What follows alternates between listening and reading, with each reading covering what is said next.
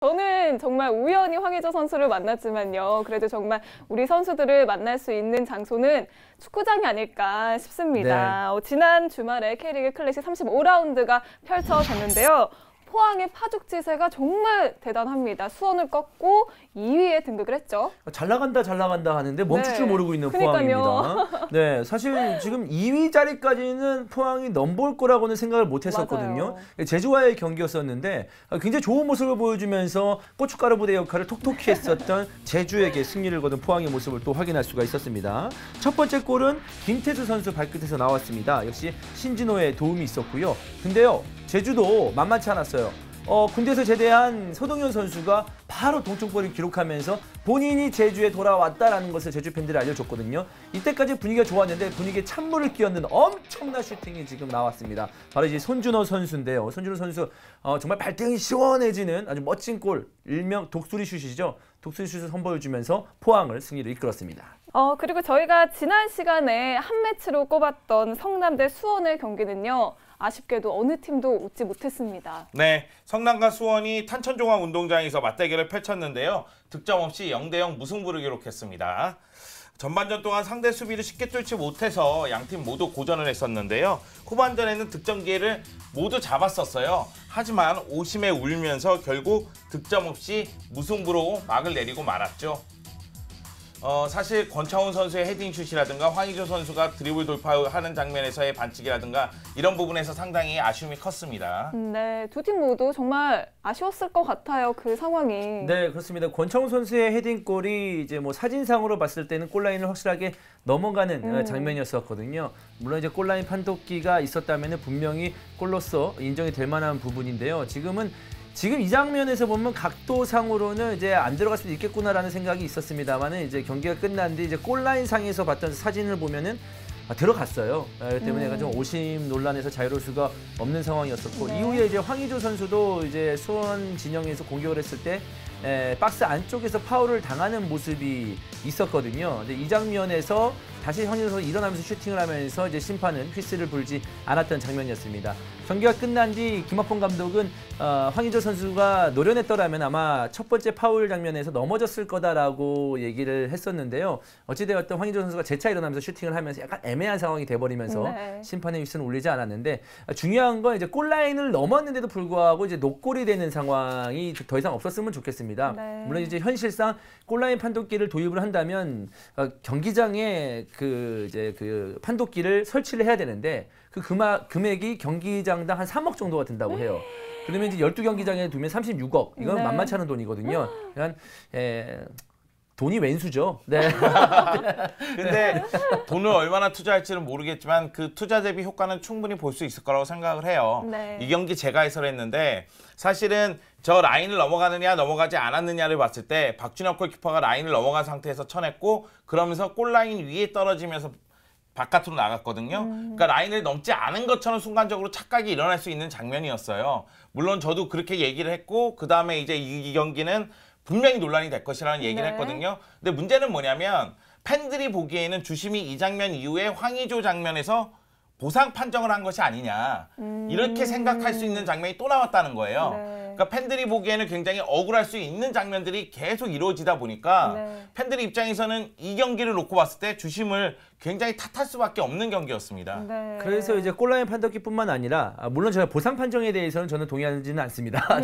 죄송스럽습니다만 뭐 네. 시각이 다른 거니까요. 네. 그렇기 때문에 저는 현실적인 대안으로 육심제가 좋지 않을까라는 생각이 듭니다. 이제 박스 근처에 추가 부심이 하나 더 있으면 네. 권창훈 선수의 득점 장면도 부심보다는 더 정확히 볼 수 있고 또 황의조 선수 박스 안쪽에서의 파울도 부심보다는 더 정확히 볼 수 있는 가능성이 높아지거든요. 그렇기 때문에 현실적인 대안은 육심제가 아닌가라는 생각이 드는데 이미 뭐 세리아 같은 빅리그에서는 육심제를 상시적으로 도입을 하고 있거든요. 네. 다음 시즌부터는 또는 이제 상위 스플릿에서는 굉장히 예민한 경기가 많이 펼쳐지기 때문에 육심제도 생각을 해보는 게 나쁘지 않을 듯이 보입니다. 네, 하루빨리 이런 부분들이 개선이 돼서 좀 선수들이나 팬들이나 억울한 상황이 닥치지 않았으면 좋겠습니다.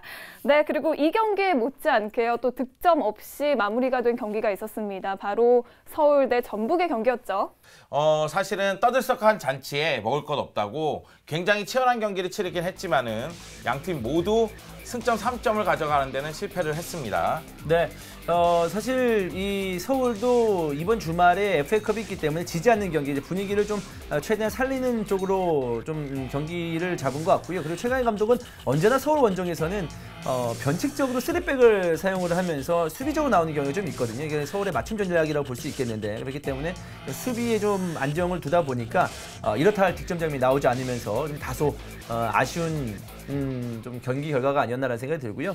뭐 비록 이번 경기에서 전북 같은 경우에는 아쉽게 승점 1점을 획득을 했지만 그래도 이 1점이 정말 의미가 있습니다. 왜냐하면 바로 7년 연속 ACL 진출을 확정지었기 때문이죠. 네, 7년 연속으로 AFC 챔피언스 리그 진출권을 획득하게 됐습니다. 네. 승점 1점을 더하면서 승점 69점이 됐거든요. 21승 6무 8패죠. 그러면서 자력으로 우승까지 승점 3점이 남아있어요. 네, 한 경기에서 승리를 거두면 자력 우승이 확정짓게 되고요. 그리고 이미 이 승점 1점으로 인해서 K리그 3위 이상은 확정이 됐기 때문에 다음 시즌 전북은 또다시 AFC 챔피언스리그 우승에 도전할 수 있게 됐습니다. 네, 서울대 전북의 경기는요. 축수다를 통해서 저희가 좀 더 자세하게 설명을 해드리도록 하고요. 이번에는 하위 스플릿 경기로 넘어가 보도록 하겠습니다. 이 다이렉트 강등이냐 아니면 아니냐를 두고 대전과 부산이 경기를 펼쳤는데 이번 경기에서는 그래도 부산이 좀 더 절실했던 것 같습니다. 네, 부산이 절실했는데 졌습니다. 네, 그러니까 이정현 네, 선수가 제대하면서 굉장히 좋은 모습을 보여줬었고 이날 경기에서 이제 한지우 선수의 득점을 도와주는 모습도 있었거든요. 근데 이정현 선수가 교체 아웃이 된 이후에 갑자기 이제 부산의 공격 라인에서 힘이 떨어지면서 흔들렸던 부산의 모습이었었고 대전 서명원 선수의 활약이 대단했어요. 서명원 선수는 또 우리 히든 플레이어에서 인터뷰를 한 적이 있지 않습니까? 네. 역시 히든 플레이의 힘을 다시 한번 느낄 수 있었던 중요한 경기였었고 2대1로 대전이 승리를 거뒀습니다. 이로써 부산은 가장 중요한 시점에 계속 승점을 추가하지 못하고 감독이 바뀐 효과를 내지 못하고 있습니다. 지난 주에도 저희가 축수다에서 부산과 대전의 경기에 대해서 얘기를 했었는데 네. 부산 큰일 났습니다. 이러다가 다이렉트 강등을 당할 수가 있거든요. 대전이 지금 하이 스플릿에서 기세를 올리고 있기 때문에 그리고 대전은 지난 시즌 챌린지에서 연승을 많이 해본 팀이에요. 그러니까 분위기를 살릴 줄 아는 팀이거든요. 그렇기 때문에 부산으로서는 한 라운드가 거의 벼랑 끝에서 있다는 그런 마음가짐을 가지고 치열하게 싸울 필요가 있겠습니다. 네, 그리고 또 이날 경기에서 이정엽 선수가 복귀전을 치렀는데 팀 패배로 인해서 얼굴이 많이 안 좋더라고요. 네, 이정엽 선수가 안면 복합 골정상을 당했었고요. 네. 그리고 이제 상주에서 제대하고 나서 부산에서는 처음으로 모습을 드러내는 모습인데요. 네. 사실 최영준 감독은 컨디션 조절 때문에 선발보다는 교체 출전시킬 생각이었는데 이정엽 선수의 의지가 매우 강했다고 합니다. 그 이정엽 선수가 그동안은 K리그 챌린지에서 활약을 했기 때문에 과연 K리그 클래식에서도 통할 것이냐, 대표팀에서의 활약만큼을 클래식에서도 보여줄 것이냐에 대해서 의문을 던지는 사람들도 많았었는데요. 네. 하지만 한지호 선수의 골을 도와주고 그리고 고공장악력을 보여주면서 자신의 능력을 다시 한번 입증을 했습니다. 네. 어떻게 본다면 부산에게는 한주익이 단비와 같은 존재가 됐습니다. 네.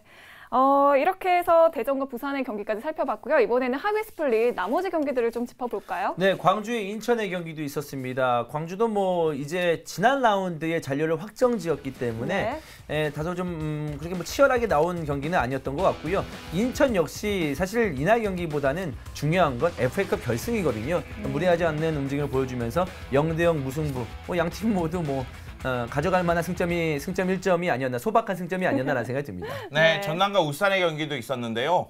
무려 7골이나 터졌습니다. 전남과 울산의 경기 같은 경우에는 전남이 상당히 어려운 경기를 펼치고 있는 상황인데 이 경기에서도 고전을 면치 못했어요. 울산이 전반 4분 만에 이영재의 선제골, 그리고 41분에 김신욱의 추가골이 터졌거든요. 그리고 후반전은 말 그대로 코바의 쇼였습니다. 코바가 3골을 몰아넣었거든요. 후반 17분, 23분, 48분에 연속으로 골을 넣으면서 해트트릭을 완성을 했고요.